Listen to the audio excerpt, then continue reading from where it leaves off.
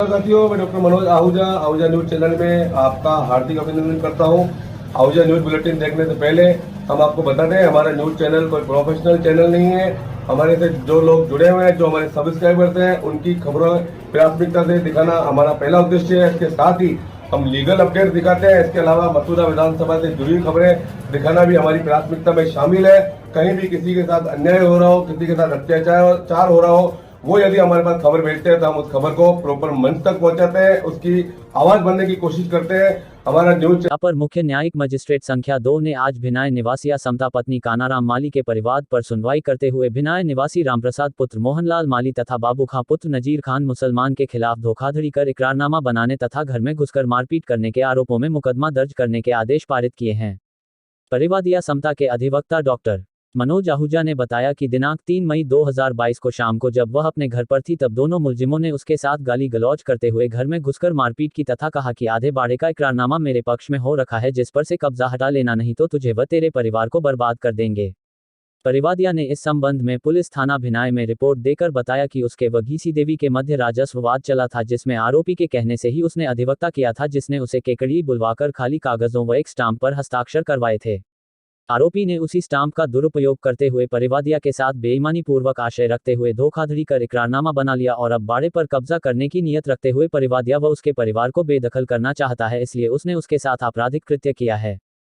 परिवादिया द्वारा पुलिस थाना भिनाय को दी गई रिपोर्ट पर कार्यवाही नहीं करने पर उसने अपने अधिवक्ता के माध्यम से न्यायालय में परिवाद पेश किया, जिस पर सुनवाई करने के दौरान जानकारी हुई कि आरोपी ने भी एक झूठी प्राथमिकी परिवादिया व उसके परिवार के सदस्यों के खिलाफ दर्ज करवा दी है। परिवादिया के अधिवक्ता डॉक्टर मनोज आहूजा, भैरू सिंह राठौड़ और रवि शर्मा के तर्कों से सहमत होते हुए न्यायाधीश ने आरोपियों के खिलाफ भारतीय दंड संहिता की धारा 323, 341, 420, 452 व 120 BIPC में मामला दर्ज कर अनुसंधान रिपोर्ट न्यायालय में पेश करने के निर्देश दिए हैं। आज अपर मुख्य न्यायिक मजिस्ट्रेट संख्या 2 की अदालत ने समता पत्नी काना माली के परिवार को सुनवाई करते हुए भिनाय निवासी रामप्रसाद पुत्र मोहनलाल माली और बाबू खां पुत्र नजीर खान मुसलमान के खिलाफ भारतीय दंड संहिता की धारा 323, 341, 452, 420 में मुकदमा दर्ज करने का आदेश दिए। इस मामले में तथ्य इस प्रकार है कि दिनांक 3/5/22 को जब परिवादिया समता अपने घर पर अकेली थी, तब रामप्रसाद और बाबू खां उसके घर पर गए और जाकर के इसको गाली गलौज की और बाड़े पर कब्जा करने के लिए इसके साथ मारपीट की थी और धक्का मुक्की की। इसने जाकर के पुलिस थाना भिनाय में रिपोर्ट दर्ज करवाई, लेकिन पुलिस ने इसकी सुनवाई नहीं की। उसके बाद फिर ये SP अजमेर के पास भी परिवार लेके गई, वहाँ भी इसकी सुनवाई नहीं हुई, तो इसे न्यायालय में आज इस्तीफा पेश किया था। उस इस्तीफा में सुनवाई करते हुए इन आरोपियों के खिलाफ मुकदमा दर्ज हुआ। इस मामले में इस समता ने बताया कि इसके और एक वादिया के खिलाफ एक रेवेन्यू दावा चला था घीसी देवी के मध्य। उस मामले में इसने वकील जो किया था वो रामप्रसाद के कहने से किया था। इस रामप्रसाद ने वकालतनामे पे और जवाब पे साइन कराने के साथ साथ ही एक स्टाम्प पेपर में भी साइन कर लिया। अंगूठा टेक औरत है, इलिटरेट महिला है, उस आधार पे उसने एक डॉक्यूमेंट बना लिया कि आधे बाड़े का। अब उस आधे बाड़े का फर्जी दस्तावेज के आधार पे इसके बाड़े को इससे बेदखल करना चाहता है, इसलिए इसके खिलाफ भी झूठी रिपोर्ट देती थी। इन सारे तथ्यों को न्यायालय के समक्ष मेरे द्वारा पेश किया गया। न्यायालय ने तथ्यों को देखने के पश्चात आरोपीगण के खिलाफ ये मुकदमा दर्ज करने का आदेश दिया।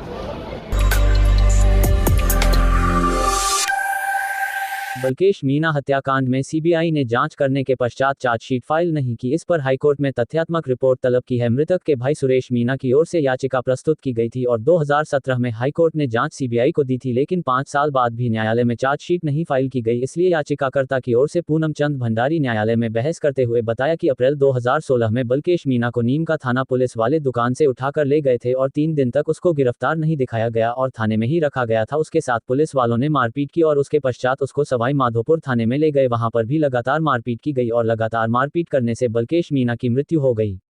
बलकेश मीणा के परिवार वालों ने रिपोर्ट दर्ज कराई। पूरे गांव ने थाने को घेर लिया था। तब पुलिस के उच्चाधिकारियों द्वारा पूरे थाने को सस्पेंड किया गया था, लेकिन उसके पश्चात में अपराधियों के खिलाफ कोई कार्रवाई नहीं की गई। तब याचिकाकर्ता की तरफ से भंडारी ने हाईकोर्ट में याचिका प्रस्तुत कर CBI जांच की मांग की थी और माननीय हाईकोर्ट ने दोनों पक्षों की बहस सुनने के पश्चात CBI को निर्देश दिया कि वे पूरे प्रकरण की दोबारा निष्पक्ष जांच करें। इस आदेश से घबराकर पुलिस वालों ने रिव्यू याचिका पेश कर निवेदन किया कि जांच CBI को नहीं दी जावे और राजस्थान के किसी भी बड़े अधिकारी से जांच करवा ली जाए। श्री भंडारी अधिकारी ने इसका जबरदस्त विरोध किया कि रिव्यू याचिका मेंटेनेबल नहीं है। हाई कोर्ट में बहस सुनने के पश्चात पुलिस सरकार की याचिका को खारिज कर दिया। उसके पश्चात सीबीआई दिल्ली ने इस प्रकरण में पूरी जांच की। गवाहान को दिल्ली बुलाकर बयान लिए गए और मौके की जांच पड़ताल की गई और जांच पूरी कर ली गई, लेकिन राजस्थान सरकार के प्रमुख गृह सचिव अभय कुमार के द्वारा अभियोजन स्वीकृति नहीं देने से सीबीआई चार्जशीट नहीं फाइल कर पा रही है, जबकि इस प्रकरण में अभियोजन स्वीकृति की कोई जरूरत नहीं है, लेकिन इस कांड में 10 पुलिस वालों के खिलाफ कार्रवाई की सिफारिश की गई है, इसलिए दबाव के कारण चार्जशीट फाइल नहीं की जा रही है।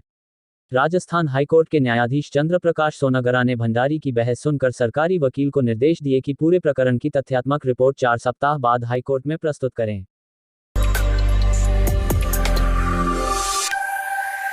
भारत विकास परिषद शाखा केकेडी द्वारा आयोजित किए जा रहे ग्रीष्मकालीन अभिरुचि शिविर के तीसरे दिवस का शुभारंभ अग्रवाल समाज महिला परिषद केकेडी ब्लॉक की अध्यक्ष चंद्रकला जैन व सदस्य अलका जैन, मंजू जैन व नयनतारा जैन ने मां भारती व स्वामी विवेकानंद जी के चित्र के समक्ष दीप प्रज्वलन द्वारा किया गया। तत्पश्चात महिला परिषद की सदस्यों ने शिविर का अवलोकन किया। महिला प्रमुख ममता विजय ने बताया कि बच्चों द्वारा बनाई जा रही बेस्ट आउट ऑफ वेस्ट के अंतर्गत लाइट बल्ब की कलाकृति बनाई गई। कुकिंग क्लास में आज प्रतिभागियों को लच्छा पराठा बनाना सिखाया गया। ढोलक विधा में आज था बेसिक ढोलक व छल्ला ढोलक सिखाया गया। आर्ट क्लासेज, कसीदा, डांस, मेहंदी इत्यादि विधाओं में कुल आज तक शिविर में 325 प्रतिभागी भाग ले रहे हैं। प्रकल्प प्रभारी रेखा मंत्री ने सभी महिला सदस्यों का दुपट्टा व स्मृति चिन्ह देकर सम्मान किया। शिविर में परिषद सदस्य मधु काबरा, अक्षय बाला कोठारी, मंजुलता न्याती, राधा विजय, सुमन जैन ने सहयोग प्रदान किया। सचिव जिला विधिक सेवा प्राधिकरण अपर जिला एवं सेशन न्यायाधीश रामपाल जाट की अध्यक्षता में पैरा लीगल वॉलेंटियर्स की बैठक का आयोजन किया गया। बैठक में कुल 22 पैरा लीगल वॉलेंटियर्स द्वारा भाग लिया गया। बैठक में राजस्थान राज्य विधिक सेवा प्राधिकरण द्वारा जारी माह अप्रैल व माह मई के एक्शन प्लान में बताए गए कैंपेन शिक्षा द्वारा राष्ट्र निर्माण व ईट से राष्ट्र निर्माण, जो कि साल 2022-23 में किया जाना है, उसके संबंध में पैरा लीगल वॉलेंटियर्स को निर्देशित किया कि वे अलग अलग जगह जाके लोगों के बीच जागरूकता शिविर का आयोजन कर जागरूकता फैलाए। सचिव द्वारा बताया गया कि शिक्षा द्वारा राष्ट्र निर्माण कैंपेन के जरिए ये पता लगाया जाए कि कितने बच्चे स्कूल जाने से वंचित है। स्ट्रीट चिल्ड्रन, मजदूरों के बच्चे, काश्तकारों के बच्चों के बीच जागरूकता शिविर का आयोजन कर उन्हें और उनके माता पिता को शिक्षा का महत्व समझाए। उन्हें समझाए कि 14 वर्ष तक के बच्चों को शिक्षा प्राप्त करने का पूर्ण अधिकार है और यदि कोई इन्हें शिक्षा प्राप्त करने से रोकता है तो यह एक कानूनी अपराध माना जाएगा। राइट टू एजुकेशन अधिनियम के अंतर्गत कोई भी स्कूल किसी भी बच्चे को दाखिला देने से मना नहीं कर सकता और माता पिता की भी अपने बच्चों के प्रति यह जिम्मेदारी बनती है कि वे अपने बच्चों को स्कूल भेजकर उस बच्चे के आने वाले भविष्य को सुखद व सफल बनाए। पैरा लीगल वॉलेंटियर्स को सचिव द्वारा बताया गया कि जब वे स्कूल में शिविर का आयोजन करें तो वहां की साफ सफाई, शौचालयों की व्यवस्था ठीक है या नहीं, पानी की उचित व्यवस्था है या नहीं, जैसी चीजों का भी जायजा लेवे। जागरूकता शिविर के दौरान बच्चों को बेगुटम के बारे में भी बताए और इसको पहचाने का तरीका भी बताए। सचिव द्वारा बताया गया कि शिक्षा का अधिकार अधिनियम के अंतर्गत 25% गरीब बच्चों का दाखिला कराया जा सकता है। सचिव द्वारा सभी पैरा लीगल वॉलेंटियर्स को निर्देशित किया गया कि कई ऐसे पिछड़े क्षेत्र है जहां बच्चे स्कूल नहीं जा पा रहे हैं, वहीं ज्यादा से ज्यादा विधिक जागरूकता फैलाकर शिक्षा से जुड़े फायदे व शिक्षा का महत्व समझाए। उन्होंने कहा कि साथ ही ईट से राष्ट्र निर्माण कैंपेन में ईट भट्टा निर्माण, मजदूरों के कार्यस्थल, नरेगा कार्यस्थल आदि पर काम कर रहे मजदूरों में श्रमिक कानूनों के प्रति जागरूकता पैदा करें तथा उन्हें कारखाना अधिनियम 1948, खान अधिनियम 1952, बाल श्रम अधिनियम 1986, किशोर न्याय अधिनियम 2015, बच्चों को मुफ्त और अनिवार्य शिक्षा अधिनियम 2009 जैसे अधिनियमों की जानकारी दें। सचिव द्वारा बताया गया कि ईट भट्टों और चौकटी पर काम कर रहे मजदूर को लुभावने प्रस्ताव देकर उनसे काम करवाया जाता है और उन्हें बहुत कम या बिना वेतन के काम करने के लिए मजबूर किया जाता है। साथ ही यह भी निर्देश दिए कि जहां जहां ईट भट्टे हैं वहां वहां जागरूकता शिविर का आयोजन कर मजदूरों को जागरूक करें व उनको कानून से संबंधित जानकारी देवे।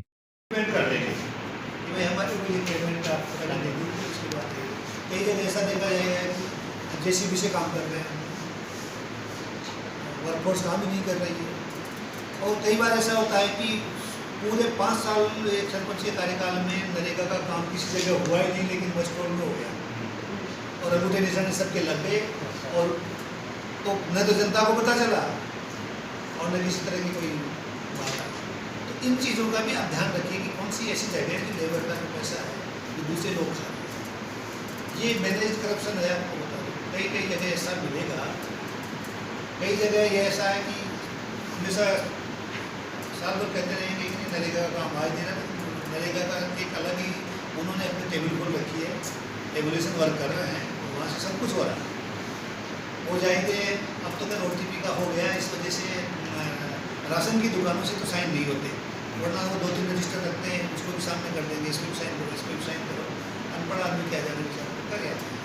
तो अपना काम जो अवेयरनेस का है इस संबंध में, एक तो जितने भी चौकी पे के अनऑर्गेनाइज सेक्टर के लेबर्स हैं, इनके बीच में कैंपेन जरूर करें और इनको बताइए।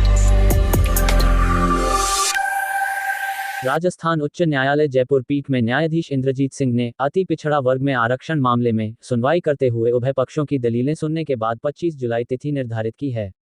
उल्लेखनीय है कि अति पिछड़ा वर्ग आरक्षण मामले में समिति संयोजक विजय बैंसला के नेतृत्व में राजस्थान हाई कोर्ट में रिट दायर कर OBC वर्ग में विशेष आरक्षण की मांग की गई थी, जिसके लिए स्वर्गीय किरोड़ी सिंह बैंसला ने राष्ट्रव्यापी आंदोलन कर समाज की नई पीढ़ी के लिए समुचित राजनीतिक और शैक्षिकी व रोजगार के क्षेत्रों में OBC वर्ग में भी जो अति पिछड़ा वर्ग है जिसको आरक्षण का लाभ नहीं मिल रहा है, उनके लिए राष्ट्रव्यापी आंदोलन किया था। उसी आरक्षण की मांग पर राजस्थान हाईकोर्ट में विभिन्न अभ्यर्थियों की ओर से अतर सिंह गुर्जर, बाबू चौधरी, सुनीता मीना सहित अनेक अभ्यर्थियों के अधिवक्ता विभिन्न याचिकाओं के माध्यम से सरकार से नियुक्ति की मांग करते हुए याचिका लगाई। याचिका के जवाब में राज्य सरकार की ओर से महाधिवक्ता ने न्यायालय में बुधवार को आश्वस्त करते हुए बताया कि MBC वर्ग सफल 233 अभ्यर्थियों को सरकार नए पद सृजित कर नियुक्ति देगी।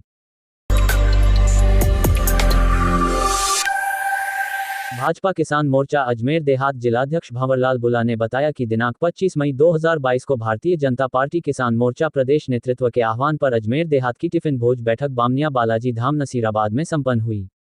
इस दौरान बैठक में शामिल सभी ने अपने अपने घर से लाए टिफिन से एक साथ सामूहिक रूप से भोजन किया। कार्यक्रम में मुख्य अतिथि के रूप में भाजपा किसान मोर्चा प्रदेश उपाध्यक्ष व पुष्कर विधायक सुरेश जी रावत, नसीरबाद विधायक रामस्वरूप जी लांबा, किसान मोर्चा अजमेर देहात के प्रवासी प्रभारी प्रकाश जी अडिचवाल, किसान मोर्चा अजमेर देहात प्रभारी व केसरपुरा सरपंच शक्ति सिंह जी रावत थे। कार्यक्रम में जिला कार्य समिति सदस्य, सभी मंडल अध्यक्ष उपस्थित रहे। बैठक को पुष्कर विधायक सुरेश रावत ने संबोधित करते हुए केंद्र सरकार की किसान कल्याणकारी योजनाओं की जानकारी दी तथा कहा कि कोई भी पार्टी विकास कार्यों से नहीं बल्कि जनता की सेवा करने और सरकार की जनकल्याणकारी योजनाओं को आमजन तक पहुंचाने से विजयी होती है। वहीं नसीराबाद विधायक रामस्वरूप ने कहा कि भाजपा के सभी को स्थानीय स्तर तक केंद्र की मोदी सरकार द्वारा प्रधानमंत्री आवासीय योजना, प्रधानमंत्री सड़क योजना, उज्ज्वला योजना, स्वच्छता अभियान के अंतर्गत हर घर शौचालय योजना आदि ऐसी कई योजनाएं हैं जिनका धरातल पर सभी देशवासी लाभ ले रहे हैं। उनके बारे में आमजन को बताना होगा, जिससे भाजपा को और मजबूती मिल सकेगी। जिलाध्यक्ष बुला ने आए हुए सभी अतिथियों का सभी मंडल अध्यक्ष व जिला कार्यकारिणी सदस्यों का परिचय करवाया और कहा कि ग्राम में बैठे प्रत्येक व्यक्ति किसान भाई तक मोदी सरकार की सभी कल्याणकारी योजनाओं का लाभ दिलवाने के लिए सदैव तैयार रहने चाहिए। वही बैठक में योजनाओं का लाभ ले रहे हैं उन किसानों की जानकारी प्रदेश तक पहुंचाने के संदर्भ में परिचर्चा की गई। प्रवासी प्रभारी प्रकाश अडीचवाल ने बताया कि हम सभी शोभायशाली है कि विश्व की सबसे बड़ी राजनीतिक पार्टी का हिस्सा बनकर संगठन का कार्य करने का सुअवसर प्राप्त हुआ है। प्रदेश नेतृत्व के तय कार्यक्रम के अनुसार 3 दिवसीय प्रवास कार्यक्रम है जिसमें सभी मंडलों का भौतिक सत्यापन किया जाएगा और अभी मंडलों के पदाधिकारियों की फोटो व सूची एकत्रित करके प्रदेश नेतृत्व को जमा करवानी है। अंत में जिलाध्यक्ष भंवरलाल बुला ने बैठक में आए अभी अतिथियों का आभार जताया।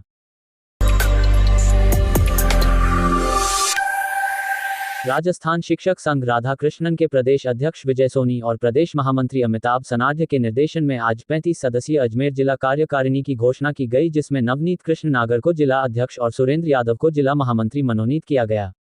जिला शाखा अजमेर की कार्यकारिणी में भिनाय शाखा से व्याख्याता लोकेश वर्मा को जिला संगठन मंत्री मनोनीत किया गया, जबकि व्याख्याता सलीम मंसूरी को जिला संयुक्त मंत्री मनोनीत किया गया। इसी प्रकार विजयनगर उपशाखा से भरतवीर दमामी को जिला उपाध्यक्ष और सत्यनारायण पुरोहित को जिला सभाध्यक्ष मनोनीत किया गया। राजकीय उच्च माध्यमिक विद्यालय भिनाय के व्याख्याता अब्दुल रब मंसूरी को जिला संरक्षक मंडल में शामिल किया गया। आगामी दिनों में जिला कार्यकारिणी का दायित्व ग्रहण समारोह जिला अध्यक्ष नवनीत कृष्णा नगर की अध्यक्षता में आयोजित किया जाएगा।